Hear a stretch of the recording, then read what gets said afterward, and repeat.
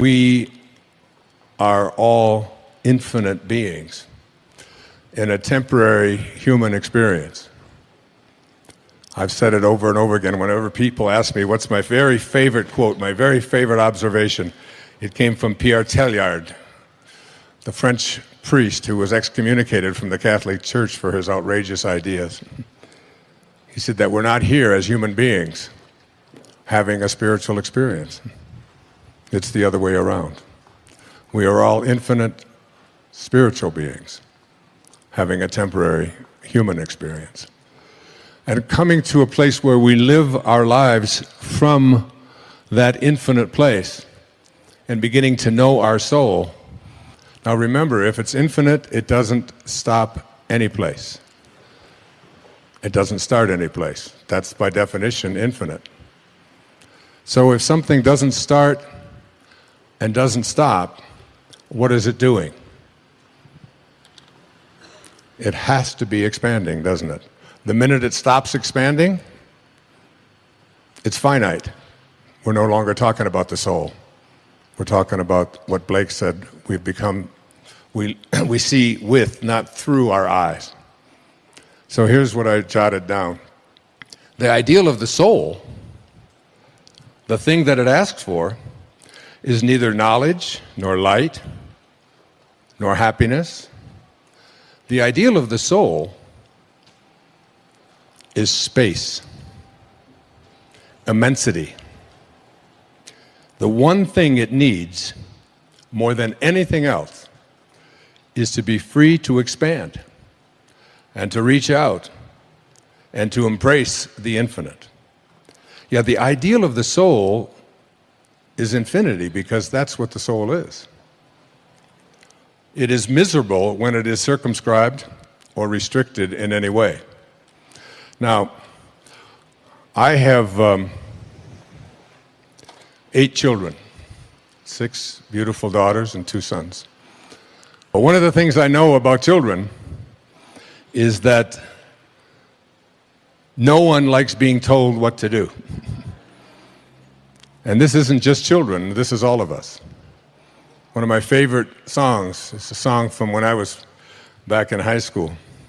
Oh, give me land, lots of land, and the starry skies above. Boy, you know it. Don't fence me in. Don't restrict me. Don't put boundaries on me. Don't tell me what I can do and what I can't do. Don't tell me how to be there. Don't tell me what to wear, what to think. Don't tell me how to do yoga. Don't tell me, I don't want to be told. This is the soul speaking, always. The soul is constantly having a desire to expand and grow.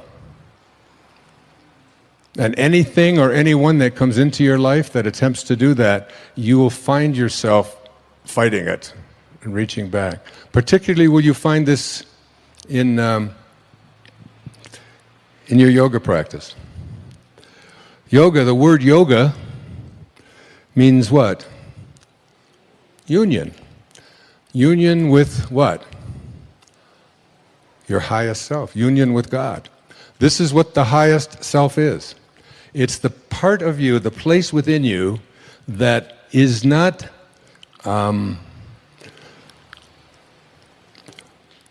worshiping God.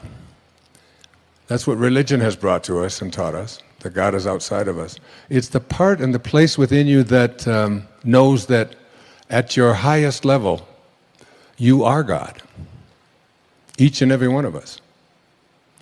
And when you are connected to the highest place within yourself, when you are connected to the God that you are,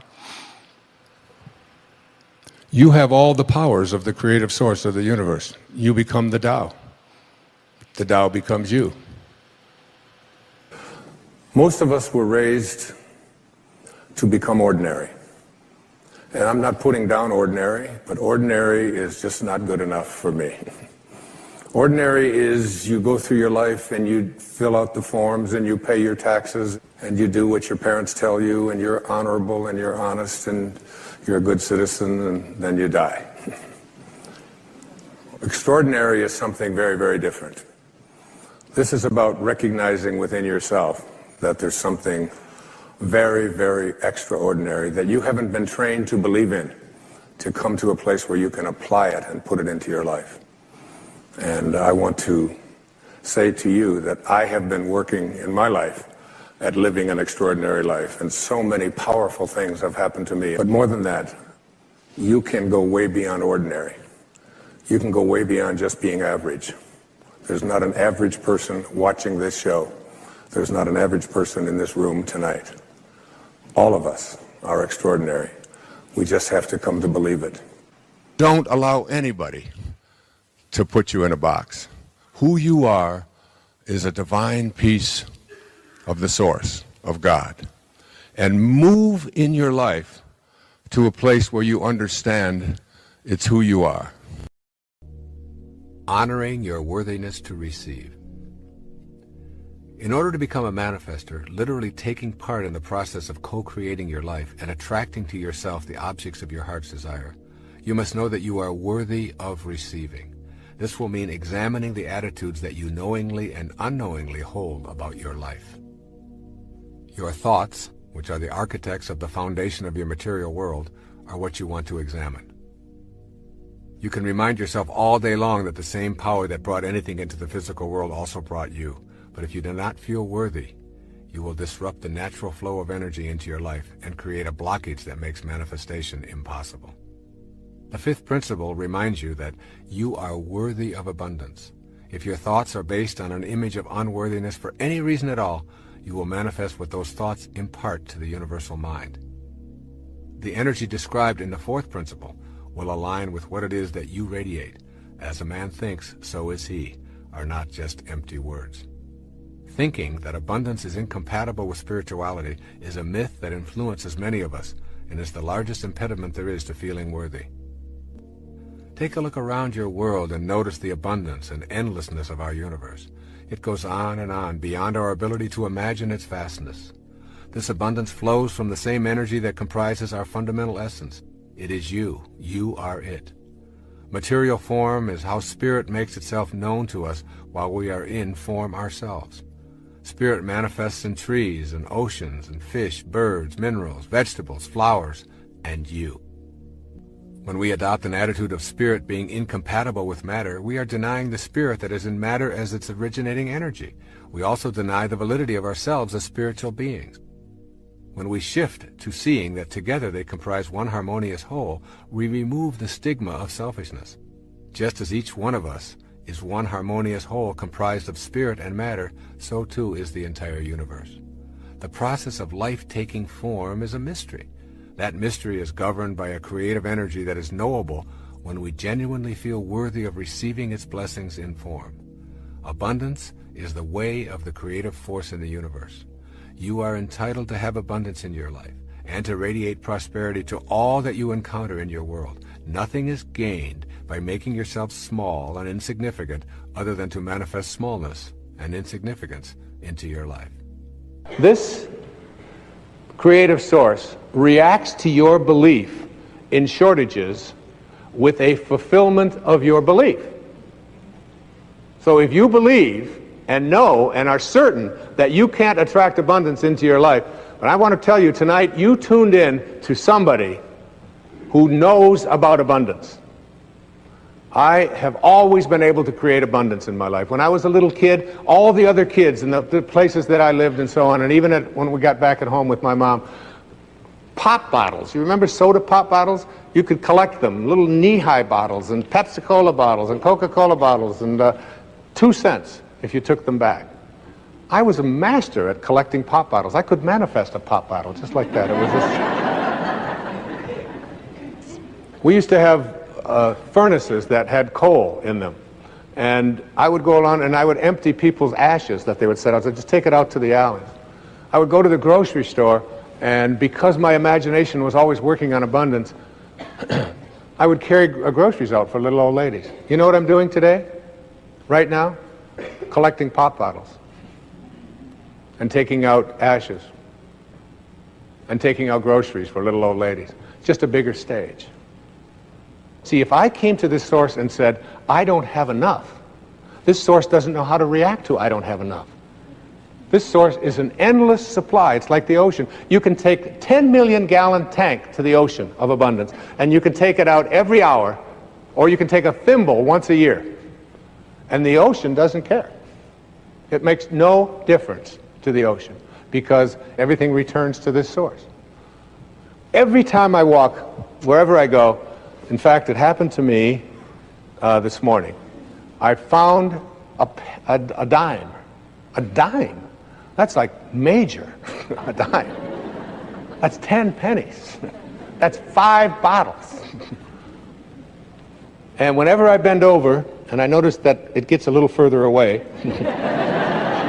I bend over and I pick up this coin, and I always say,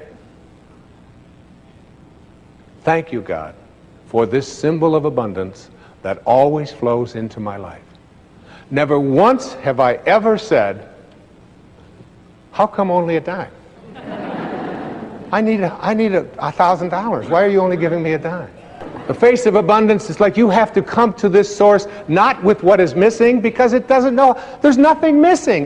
This source, which is the source of all, doesn't know about what's missing. When you say, please give me what is missing, it'll just reaffirm your belief in things being missing. You have to come to this source by being abundant, by being in a state of gratitude, by being thankful for all that you are and seeing yourself as attracting more and more of that and being willing to give it away. We all are nervous sometimes, and we're shy sometimes, and we're afraid sometimes, and we don't take risks sometimes, and we're fearful, and we have to be careful, and those are all, that's what it means to be human. And we try to get as many people as we can on our side. So if we can get ourselves lumped with the majority, then we can feel greater. But every great innovative idea that ever happened started with a minority, started with an individual thinking like that. Will Rogers said one time, if you find yourself on the side of the majority, you better reform. You know, if you're thinking just like everybody else thinks, what have you got to offer?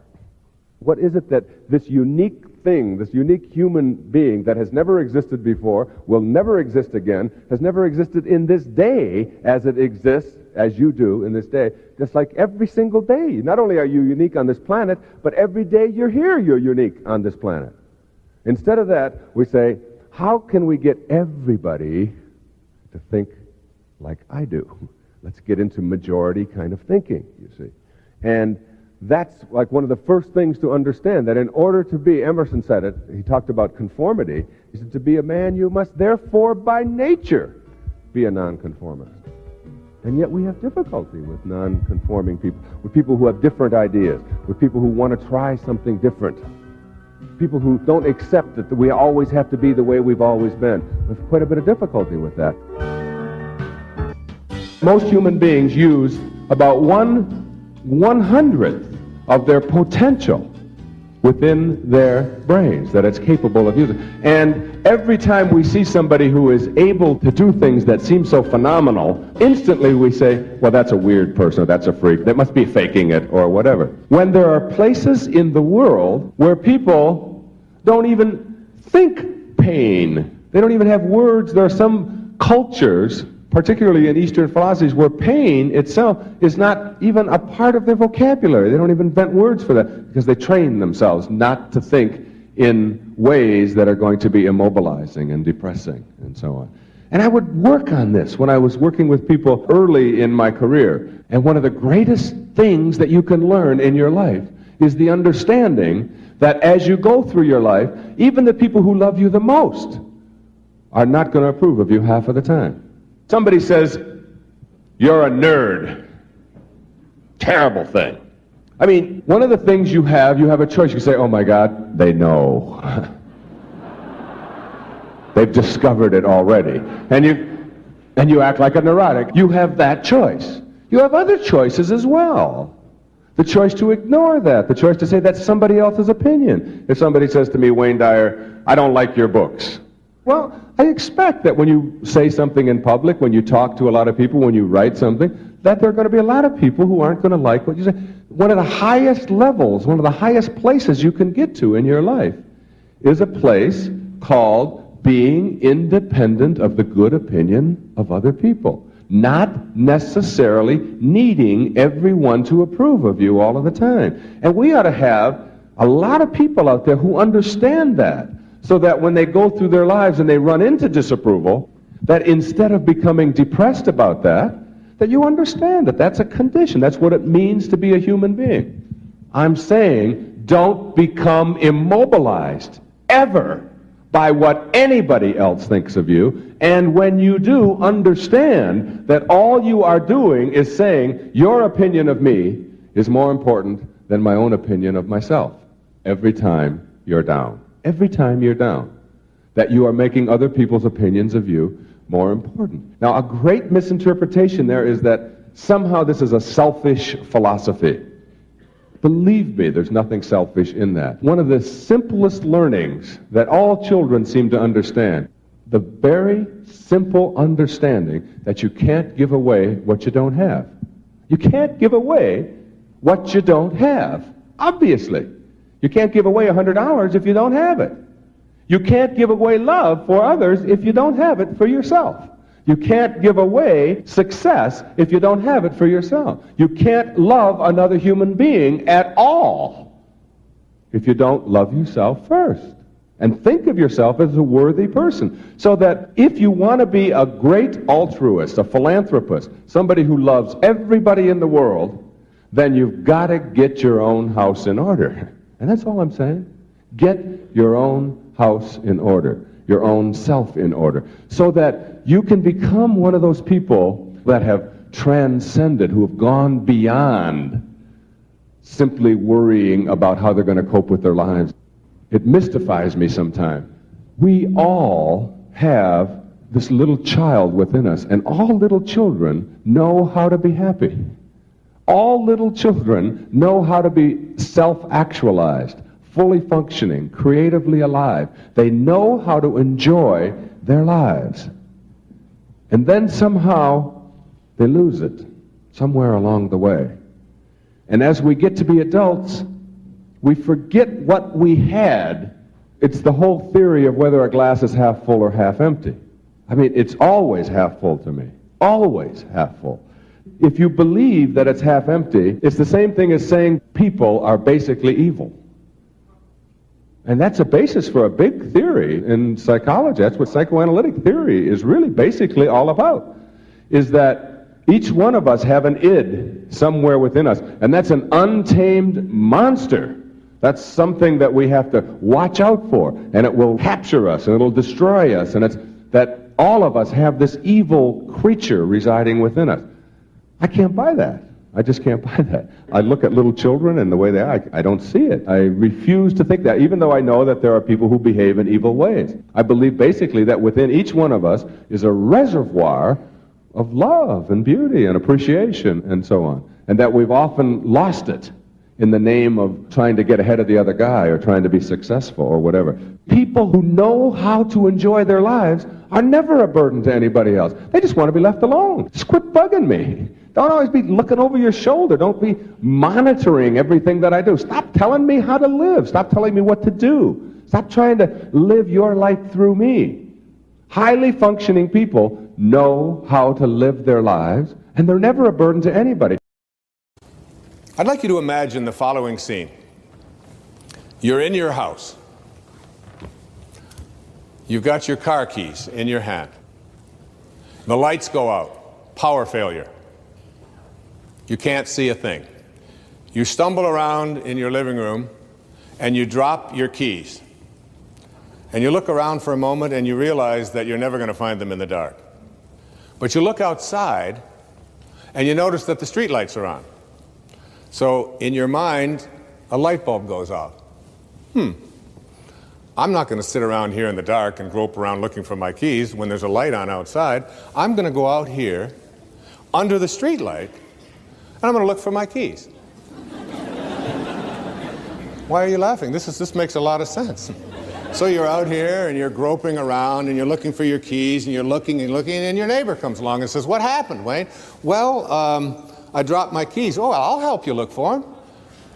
And the two of us are now down here looking for our keys. And looking, finally he says to me, "Excuse me, but where did you drop your keys?" "Well, I dropped them in the house. He said, you mean to tell me that you dropped your keys in the house and you're looking for them out here in the streetlight? Doesn't make any sense. And I said, well, it doesn't make any sense to grope around in the dark when there's light out here. Now you laugh and you think how silly that is, but isn't that exactly what we do when we have a problem, a difficulty, a struggle that is located inside and we're looking for the solution outside, someplace outside of ourselves? If you were raised on blame, it is a habit for you to reach for this excuse whenever you wish to explain why something is not working in your life. You can, for instance, blame lack of prosperity on a lot of externals: your culture, the stock market, politicians, your parents, lady luck, the greed of others. You can blame illness on heredity and the flu season and bad luck or the environment. Your sour relationships can be blamed on your partners, their inability to love you, your upbringing, or your parents. Your personality can be blamed on your parents, or your genes, or your childhood, or your siblings, or your birth order. And your physical appearance can be the fault of genetics, the food manufacturers, advertisers, or the polluted environment. This is potentially an endless list. The alternative to blame is self-responsibility, becoming an inner-directed person. You may not have been taught to consider taking responsibility for the events of your life. But if you are unwilling to discontinue the blame game, you will be unable to initiate your sacred quest. When you are inclined to think that someone else is responsible for your circumstances, take an instant to say a prayer of thanks for the lesson. The lesson is to become aware that you are the one who is experiencing the feeling. You can do this the instant that you recognize yourself playing the blame game.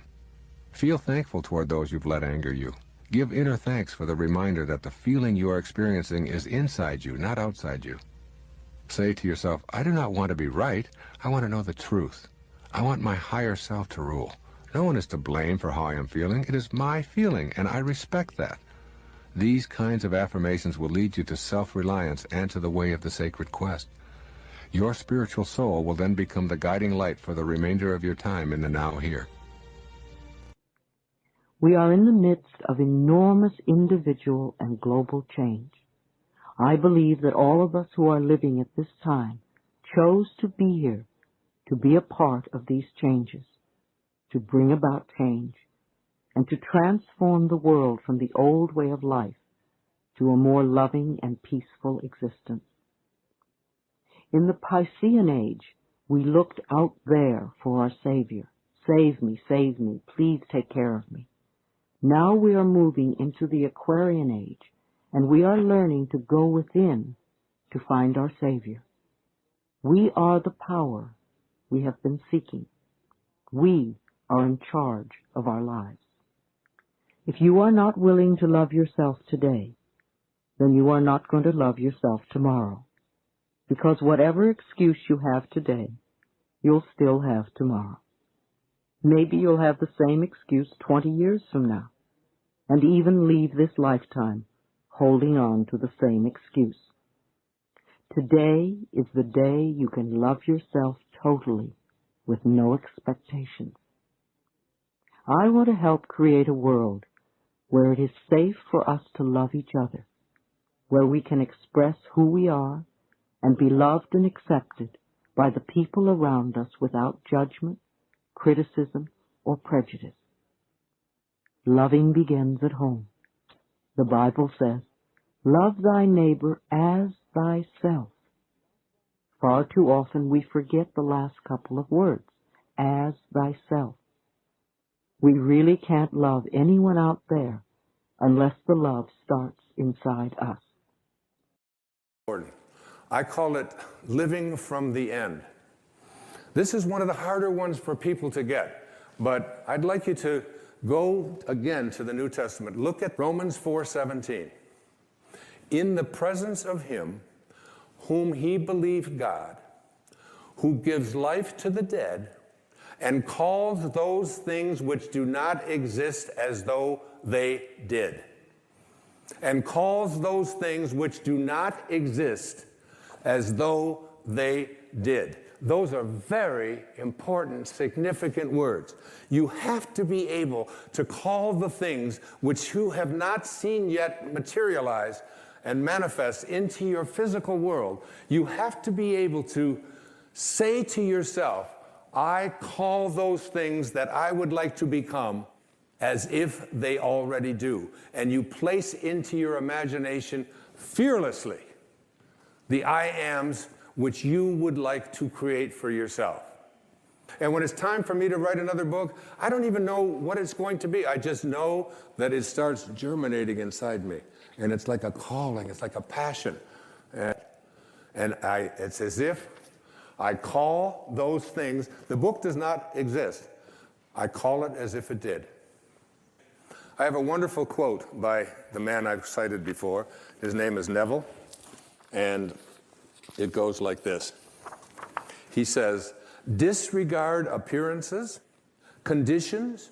In fact, disregard all evidence of your senses. That is what your eyes and ears tell you, that deny the fulfillment of your desire, whatever it is you want to attract into your life. Disregard appearances, conditions, in fact, all evidence of your senses that deny the fulfillment of your desire. Rest in the assumption that you already are what you want to be.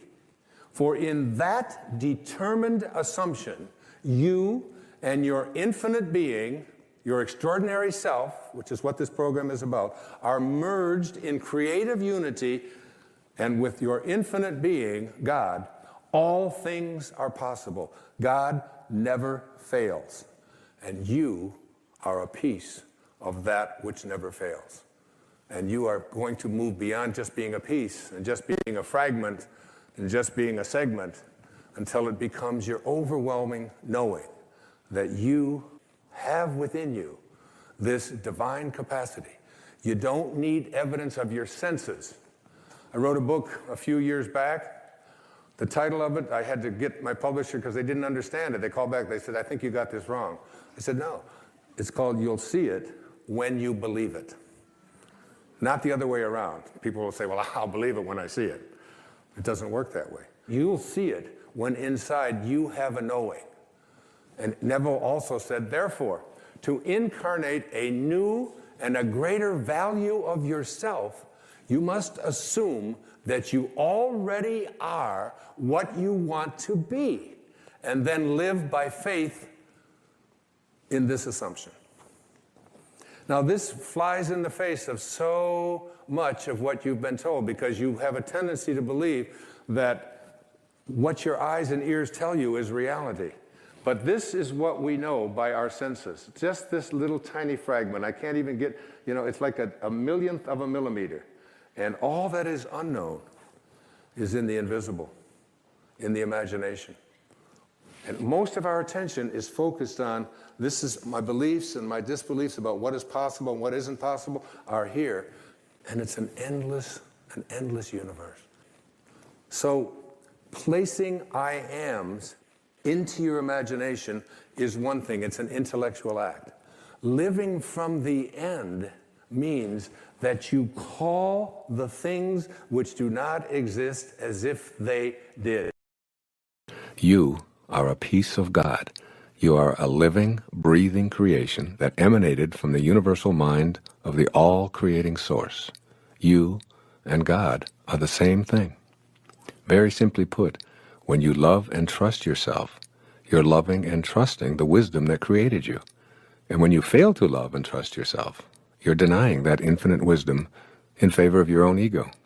It's important here to remember that at every single moment of your life, you have the choice to either be a host to God or a hostage to your ego. So here's the question, host or hostage? Your ego's belief that you're separate from everyone, separate from what's missing in your life, and most egregiously, separate from God, further hampers your ability to live up to the intention of respecting yourself. Ego's idea of separation fosters your feelings of being in competition with everyone and evaluating your worth based on how frequently you emerge as a winner. As a hostage to your ego, self-respect is unavailable because you feel judged for your failures. It's out of this bleak picture produced by the negative ego that self-rejection emerges. It captures you and makes a hostage of you, never allowing you to play host to that from which you originated. Being a host to God means always seeing your authentic connection to your source. It's knowing that it's impossible for you to ever be disconnected from the source from which you came. Personally, I thoroughly enjoy being a host to God. As I write here every single morning, as I sit here in the studio reading these words, I feel that I'm receiving words and ideas from the power of intention, which allows me to bring these words to this page and to this recording. I trust in this source to provide me with the words. Therefore, I'm trusting in the source that brought me into this physical world. I'm eternally connected to this source. This awareness simply doesn't include a lack of respect for intending this book or this recording into form. The conclusion I've come to is that I'm worthy of my intention to write a book and to create this recording. In other words, I respect the peace of God that I am. I tap into the power of intention, and my feeling of respect for it enhances my respect for myself. So by loving and respecting yourself, you're hosting God and inviting the energy of creation to your consciousness, to your daily life, as you connect to the power of intention. Let's look at the energy of intention and your self-respect. If you don't believe that you're worthy of fulfilling your intentions for health, wealth, or loving relationships, then you're creating an obstacle that will inhibit the flow of creative energy into your daily life. Recall that everything in the universe is energy, which moves at various frequencies. The higher the frequency, the closer you are to spiritual energy. In the lower frequencies, you find shortages and problems. Intention itself is a unified energy field which intends everything into existence. This field is home to the laws of nature and is the inner domain of every human being. This is the field of all possibilities, and it's yours, just by virtue of your existence. Having a belief system that denies your connection to intention is the only way you're unable to access the power of intention from the infinite field. If you're convinced that you're unworthy of enjoying the field of all possibilities, then you'll radiate this very kind of low energy. This will, in fact, become your attracted energy pattern, and you'll send messages to the universe that you're unworthy of receiving the unlimited abundance of the originating spirit. Soon you'll act on this inner conviction of self-disrespect. The antidote to this dreary picture is to make an internal commitment to respect yourself and to feel worthy of all that the universe has to offer. If anyone is entitled to success and happiness, everyone is, because everyone is always connected to intention. Simply put, disrespecting yourself is not only disrespecting one of God's greatest creation, it's disrespecting God. When you disrespect your source, you say no to it, and you turn away from the power of intention. This stops the flow of energy that allows you to put your individual unbending intent into practice. All of the positive thinking in the world will do you absolutely no good if those thoughts don't emanate from respect for your connection to intention. The source of your thoughts must be celebrated and loved. And this means having the self-respect that's in harmony with the omniscient source of intelligence. What's the source of your thoughts? Your beingness. Your beingness is the place from which your thoughts and actions come. When you disrespect your being, you set into motion a chain reaction culminating in unfulfilled intentions. What you think of yourself is what you think of the world. How do you see the world you live in? What do you think people in general are really like? Do you believe that evil is triumphing over good? Is the world filled with egocentric, selfish people? Can the little guy ever get ahead? Are government entities and all their representatives corrupt and untrustworthy? Is life unfair? Is it impossible to get ahead if you don't have connections? When you have a gloomy picture of what the world looks like, you're unreceptive to the potential assistance that's there to help you with your own individual intentions. Why would others want to come to your aid when you view them as contemptible? Why would the universal force be attracted to that which repels it? How could a world that's so corrupt ever be of assistance to someone who has noble intentions? The answer to these questions are obvious. You attract into your life what you feel inside. If you feel that you're not worthy of being respected, you attract disrespect. This weak self-respect is the result of an exceptionally rusty link to the field of intention. This link must be cleansed and purified, and that takes place within your own mind. You are not an organism in an environment. You are an environed organism. One of the reasons the idea of being able to manifest is so foreign to most of us is because we have been brought up to believe that as individuals, we are separate from our environment. We think it is our role to dominate it. Armed with this kind of logic, we are diminished in our ability to sense our connection to the environment. This third principle of manifesting begins with the understanding that it is absolutely impossible to describe ourselves as separate from our environment. I am coining a new word for the purpose of articulating this principle. Consider yourself an environorganism. This word signifies that there is absolutely no difference between you and your environment. You are your environment, and even more significantly for the purposes of this tape, your environment is you. Try thinking of the external world, your environment, as your extended body. That is, you are not separate from the external world. In this concept, it is impossible to describe yourself without including your surroundings. In fact, it is not even possible to see or hear yourself as a separate entity apart from your environment. For example, describe yourself walking, just you walking. There cannot be walking without also describing what it is you are walking upon. Without the floor or the ground, there would only be your legs moving back and forth, and of course that's not walking. Your experience of walking also includes the air you are breathing, the gravity that keeps you from floating off into space, the pebbles or carpet or sand or cement that you walk upon. And I invite you to shift your awareness away from yourself as an organism in the environment to yourself as an extension of your environment and always inseparable from it. This means that you have to think of yourself as an individual and as an environment simultaneously. Have you ever seen a person with a front but without a back? Have you ever seen a person with an outside but without an inside? Well, these rhetorical questions are meant to stimulate you to consider how you can be differentiated and undifferentiated at the same time, and why this is important in learning to manifest your life as you choose. The nature of the physical world is essentially that of waves. Each wave of energy that makes up a physical mass has a crest or a peak and a nadir or a valley. These tops and bottoms of the waves are always easy to identify as separate, yet they are always together. You can never ever get a bucket full of peaks and observe them independent of their corresponding valleys. This is the fundamental feature of nature. Your front always has a back, your inside always has an outside. And now you must extend this understanding outward as well. You are distinct, just like the tops of the waves that make up your natural physical self, but you are irrevocably connected to the outer world, just as that bottom of the wave always has a top. When you begin to see this simple truth, mystical experiences of manifesting also open up to you as a genuine possibility. You see, you're either pushing nature around, or you're seeing it as yourself, one or the other. When we think of ourselves as distinct from our environment, we take on a posture of exercising control over it.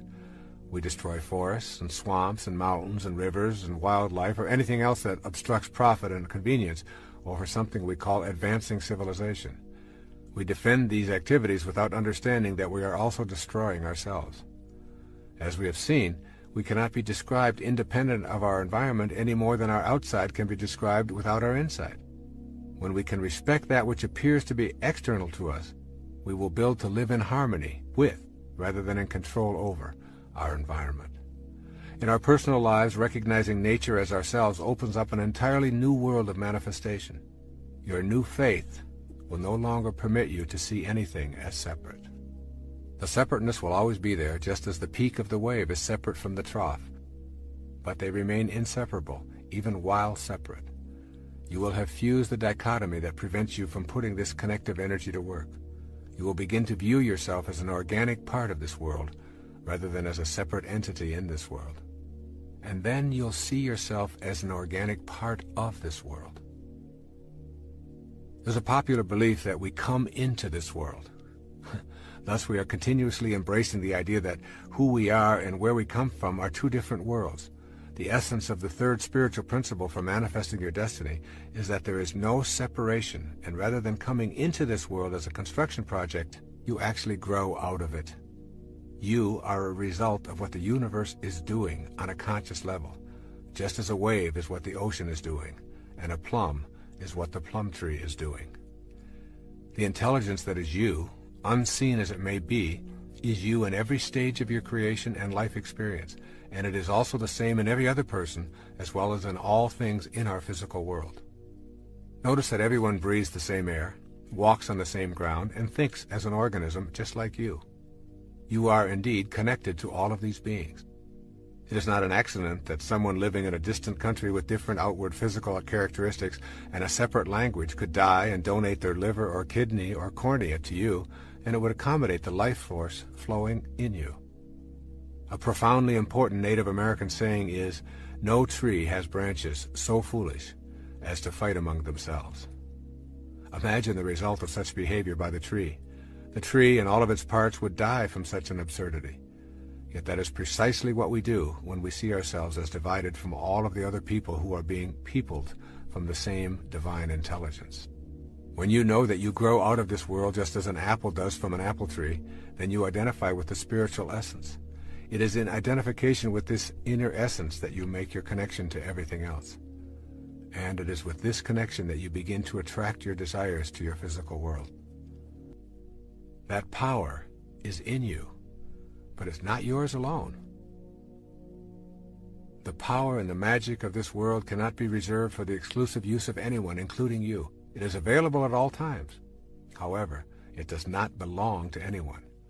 What you are doing as an environed organism is making contact with an energy that is beyond the dualism of the earth plane, and yet is connected to it at the same time, separate but distinct. You are a holistic being with both non-dualistic energy and the energy of the physical plane at your disposal. The Bhagavad Gita, the holy book of the Hindus, summarizes the point of view as profoundly as I've ever heard. Listen to these words. He who sees that the Lord of all is ever the same in all that is, immortal in the field of mortality, he sees the truth. The name of God is I am, that I am. Now, every time you use the name I am, you are using the name of God. How do you use this name? In the book of Joel, there's a line that says, "Let the weak man say, I am strong." Now, one of the things that I want to leave you with here in the time that I have with you today is for you to become conscious of how you use this term, I am. So what I encourage you to do in terms of manifesting is to take out a piece of paper sometime when you're at home, and it sounds like a silly thing to do, but I want you to do it. I want you to write at the top of that page the word that. T-H-A-T, that. Okay? And under that heading, whatever it is that you would like to attract or manifest into your life, I would like you to just write that down. All right?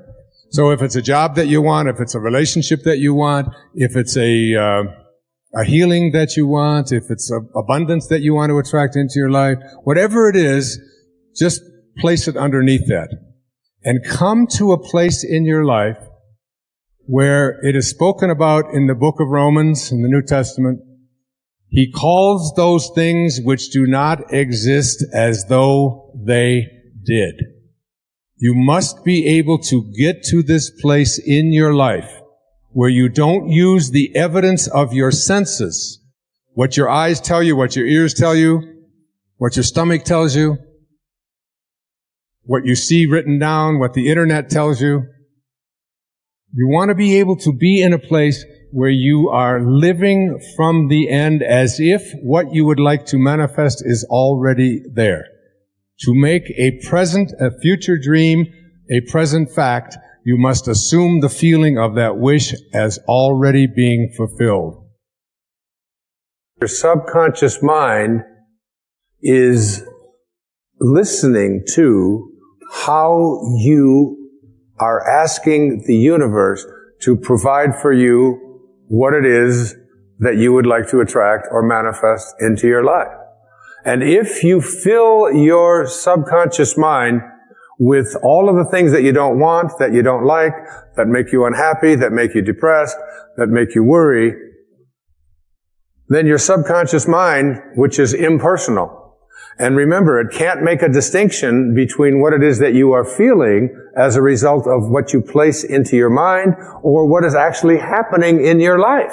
It doesn't distinguish one from the other. It's totally impersonal. It's just open to suggestion. And here you are suggesting to your subconscious mind, which will, when you awaken, you will align with the universal subconscious mind, the one mind.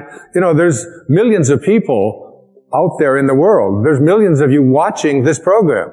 And you can see the difference between each and every one of you on the basis of your appearances. But there's only one mind. That's what the great spiritual texts all teach us. So now, if you program your subconscious mind to tell yourself, to go over all the things you don't want, all the things you don't like, all the things that shouldn't have happened, all the ways that you were mistreated, all about how terrible the economy is. And, you know, we live in a fear-based world. You want to shift away from that kind of consciousness and use the last 5 minutes of your day to program your subconscious mind with what you have placed into your imagination with your I ams.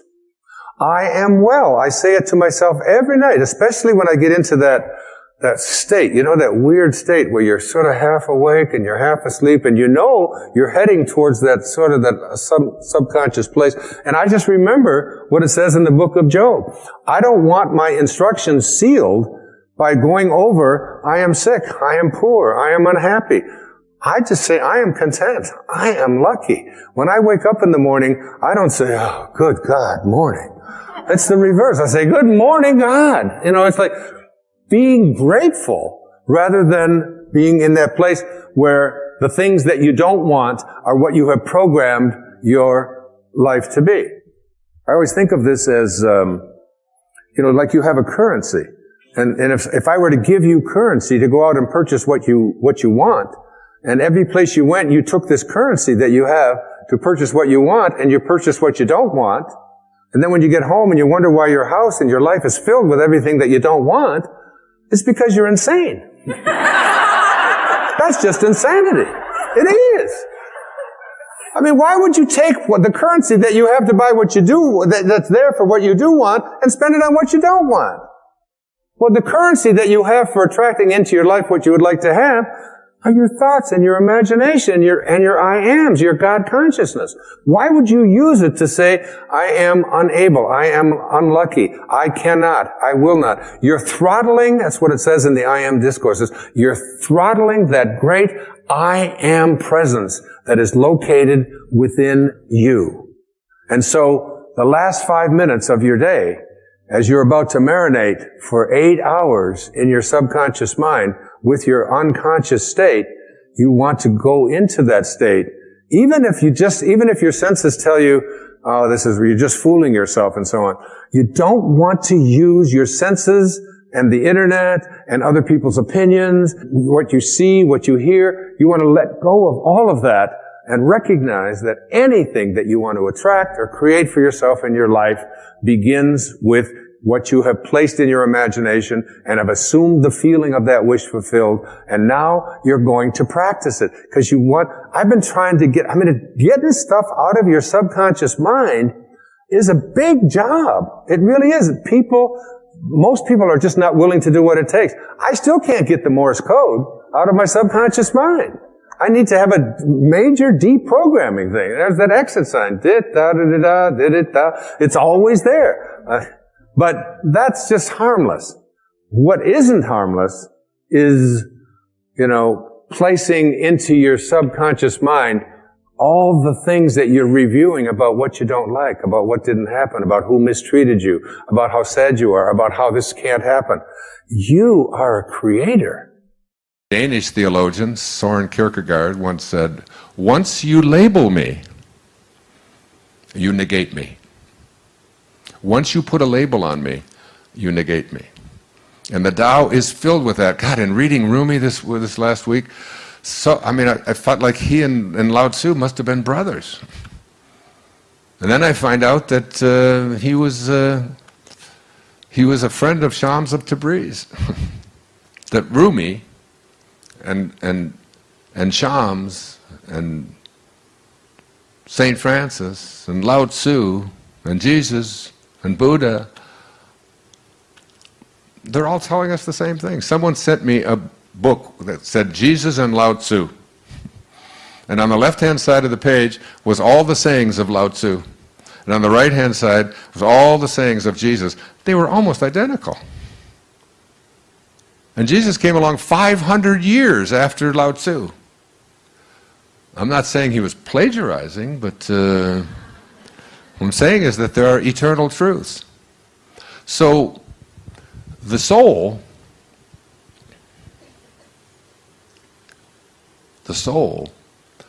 the invisible part of you, is the part of you that is infinite. Now, this is really the crux of what came up here to speak about this afternoon. The invisible part of you, the part of you that's watching, the part of you that is not what you have and what you do and what other people think of you, that's the ego. Remember, the ego is edging God out, E-G-O, edging God out. In the first 9 months of your life, while you were inside your mother's womb, there was nothing for you to do. There was nothing for your mother to do. Something was taking care of everything. You didn't have to say, oh my God, I hope my nose doesn't come in over here in the back of my head, and I hope, it's like it was all just being taken for you, just being done. Everything. And then you came into this world, popped out, then your parents said, great work, God. We'll take over from here. And in the process of taking over, they taught you your false self and the culture that you were immersed in. And only a handful of us, wow, I didn't even know I included myself in there, but I guess by now I'm starting to. Only a handful have ever really grasped the message that there are no limitations. That which is infinite has no limitations. So hear this, really hear this. Your soul, the invisible part of you, your excitement, is who you are. It's who you are, not this thing, this dust, who you are.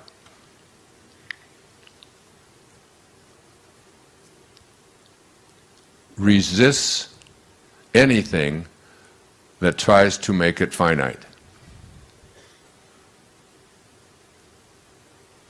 What does finite mean? It means it stops someplace. It's finite. This microphone starts here and it ends here. It's like it's finite. This big boat that we're on is finite. The clothes that you wear, the body that you have, it's finite. It begins and it ends. It's finite. The part inside of you that is just occupying this finiteness is infinite. And what does infinite mean, infinite mean? It means it doesn't stop any place. As soon as you stop at some place, it's finite. How are you going to stop your excitement?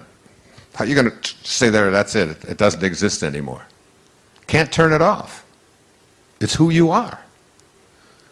And your soul, this is what I wrote. The ideal of the soul, the thing that it asks for, is neither knowledge or light or happiness. The ideal of the soul is space, immensity. The one thing it needs is to be free to expand and to reach out and to embrace the infinite. The ideal of the soul is infinity, because that's what it is. It is miserable when it is circumscribed or restricted. Okay? Once you understand this, see, before I had children, I had 8 theories about how to raise children. Now I have 8 children, no theories. Okay? So, the one thing I've learned, as a parent is that nobody likes being told what to do. Have you noticed that, parents? And if you're not parents, have you noticed how you react to your parents when they tell you what to do, or what to be, or how to think, or what you can do, or what you can't do? This is like a universal thing. I see heads nodding. Everybody knows that this is a universal thing, that the ideal of the soul is infinity, because it's your excitement. It can't stop any place. As soon as you try to put it into a box, as soon as you try to circumscribe it, as soon as you try to tell it what it is, your soul will cry out with, "Don't tell me what to do. Don't tell me what I can be. I don't want to hear it from you. I don't want to hear it from any books that you give me. I don't want to hear it from the church. I don't want to hear it from my culture. I don't want to hear it from," and this is true of everyone. Don't fence me in.